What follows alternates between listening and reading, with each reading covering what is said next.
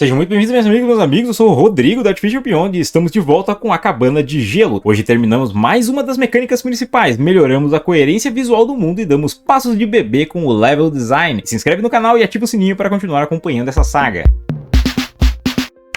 A Cabana de Gelo é um jogo de horror / suspense, onde o jogador precisa explorar uma região nevada para poder descobrir alguns segredos nefastos. Por mais superficial que pareça essa sinopse, ela na verdade, bem superficial mesmo. Não só pelo fato de eu não querer dar spoiler muito sobre o que eu já pensei da história, mas também porque muitos elementos da história ainda estão pendentes, visto que eu ainda estou trabalhando na parte básica. Eu quero ter um pouco das mecânicas prontas e eu quero ter um pouco do cenário pronto para poder depois ir construindo a história de forma orgânica com o ambiente. Um dos principais aspectos é que eu quero manter o número de comandos ao mínimo. Se depender de mim, eu vou utilizar apenas o mouse para poder fazer o controle do jogo. E então, como é que está funcionando por enquanto? Eu tenho um único código que controla todos os tipos de objeto, e dependendo da categoria de objeto, ele vai ter uma forma indiferente de interagir com o mesmo controle. Se eu chego perto de um elemento tipo porta e clico com o botão esquerdo, a porta vai abrir e fechar. Se eu chego perto de um elemento do tipo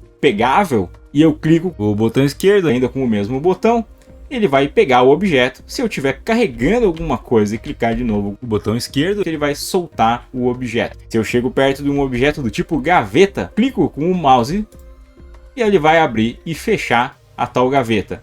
O botão direito é o botão que vai ser a voz do personagem, vai ser comentários do personagem sobre o ambiente ao redor dele. É dali que o jogador vai tirar um pouco de ideias sobre o que fazer e como avançar com a investigação dentro do jogo. Então, por exemplo, eu chego perto da porta e clico com o botão direito, ele vai mudar ali em cima o texto para um comentário sobre a porta, ou um comentário sobre o cone, ou então um comentário sobre o livro que está em cima da mesa. Isso tudo estava pronto já no último devlog. O último tipo de item que estava faltando era o item do tipo documento. Ele tinha umas complicações a mais porque eu precisava integrar ele com a interface do usuário, e é isso que eu vou mostrar agora, porque eu finalmente tomei coragem para poder resolver essa mecânica. Então, por exemplo, se eu chegar perto de um item do tipo documento e clicar de novo com o botão esquerdo, ele vai, primeira coisa, bloquear os outros comandos do jogo. Então, todos os inputs que o jogador está acostumado a fazer são bloqueados, ele passa a mostrar o cursor do mouse e é com ele que a gente vai interagir aqui com essa interface do usuário. Vem aqui uma pequena foto de um documento no fundo e aqui um espaço onde o texto relativo àquele objeto vai ser lido e transcrito aqui para cima.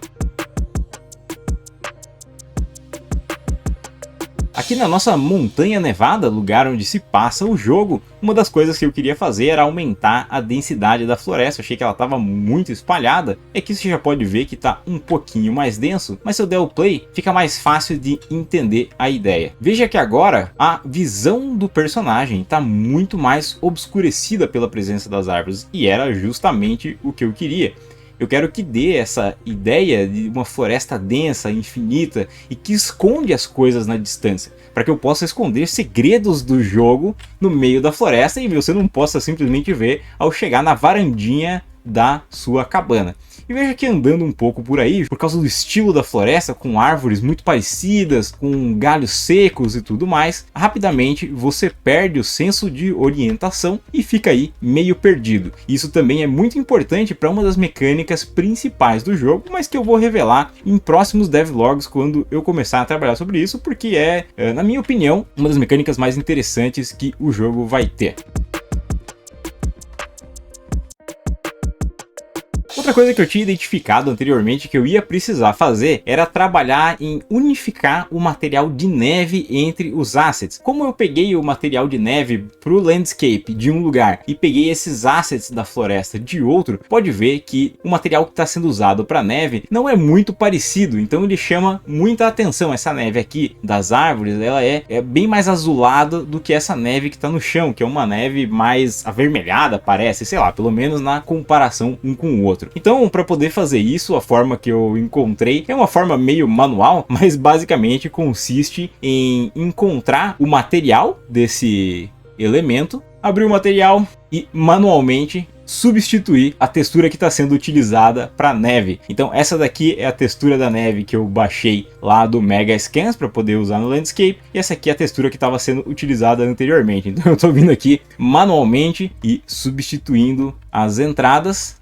Eu vou salvar aqui. E como você pode ver, agora parece que os dois vieram do mesmo lugar. E mesmo que pareça uma coisa pequena, é um detalhe que ajuda a manter a imersão do jogador. Outra coisa interessante é a capacidade de fazer o blend entre o material do chão com objetos que estão em contato com o chão. Por exemplo, esse livro aqui. Se eu erguer ele aqui em cima, ele está aqui no alto, veja que ele é simplesmente um asset de livro qualquer. Mas, utilizando o que é conhecido como Runtime Virtual Texture, eu posso pegar a posição do solo, a posição do landscape, e fazer um blend do material do landscape com o material do livro. E quando o livro está próximo do solo, veja que o material da neve começa a se colocar sobre o livro, dando a impressão de que caiu um pouquinho de neve em cima dele. Então eu posso deixar esse item aqui meio enterrado e parece que ele estava ali e que nevou um pouco sobre ele.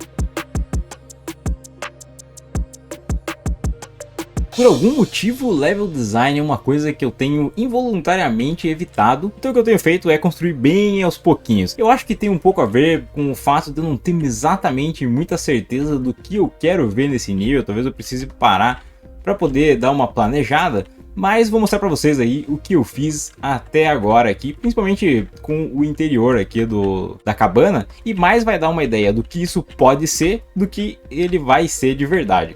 Bom, uma das coisas que eu fiz foi substituir a blueprint da porta, que estava com a blueprint que tinha vindo com o pacote original, onde você precisava se aproximar dela e apertar E para poder abrir. Eu tirei essa programação e substituí por aquela que eu mostrei no início do vídeo. Então agora tudo que eu preciso fazer é chegar na frente dela e clicar com o botão esquerdo. Aí ela abre, eu posso entrar dentro dela e aqui dá para ter uma pequena noção aqui, apesar de que tá meio escuro demais. Eu vou adicionar um pouco mais de luzes aqui para facilitar a visualização. Então vamos lá novamente, pegar aqui, vou abrir a porta. Agora aí um pouco melhor iluminado, dá para ter um pouco a noção do que vai ser esse interior. Aqui esse forno, ele faz parte, ele é um dos elementos principais da mecânica que eu comentei anteriormente, o que eu vou revelar no próximo vídeo, mas ele já está aqui encaminhado. Se você clicar aqui com o botão direito na portinha, ela abre e fecha. Então fica aí o spoiler para essa mecânica que está por vir.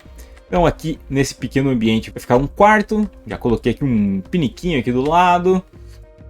Temos aqui uma mesa, uma cadeira caída, e já as coisas que estão sendo colocadas com propósito, com exceção aqui dessa lenha em brasa que não vai continuar aqui, e nem essa pilha de madeira que não vai ficar aqui no chão. Mas eu já estou tentando colocar as coisas pensando no significado delas dentro da história e dentro do jogo. O que acontece é que, para poder me preparar para a criação desses jogos de terror principalmente, eu assisto muitas pessoas jogando no YouTube jogos de terror, jogos de investigação e tudo mais. E eu tenho uma forte impressão que jogos com muita leitura, onde os textos são muito grandes e muito frequentes, acabam desconectando as pessoas do que está acontecendo dentro do jogo. Então eu vou fazer um esforço grande para que o ambiente conte a história muito mais do que notas e documentos. É obviamente que eu vou usar notas e documentos, não tem muito como fugir disso, pelo menos eu não consigo imaginar uma forma de passar certas informações, mas a ideia é fazer como em um filme, por exemplo, onde cada elemento de cena tem um significado e ajuda a construir a narrativa como um todo. Muito obrigado por ter assistido até aqui. Se está gostando dos devlogs, curte e compartilha. Um grande abraço e até mais.